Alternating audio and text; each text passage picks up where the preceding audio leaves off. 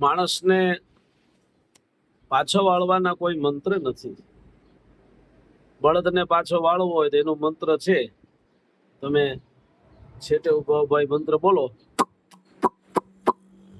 બળદ પાછો વળી જાય, ઉભો રહી જાય.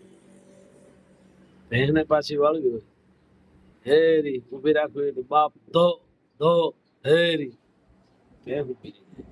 પછી એવું પણ કરે, ભેંસ ઉભી રહી જાય. ગાયોના મંત્ર ઉભી રાખવાના છે. શેકલાને બોલાવવાના મંત્ર છે. તી તી તી તી તી તી તી તી કરો એટલે શેકલા આવે.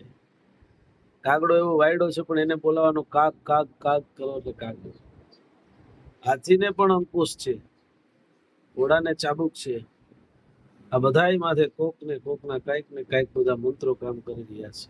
બળદિયાને આપવું હોય તેના પાછળ મંત્ર ન ખા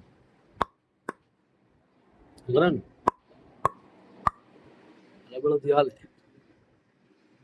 પણ માણસ કેમ હાલે અને માણસ કેમ સુધરે એનો મંત્ર શું છે એ કોઈને ખબર હોય તો કેજો.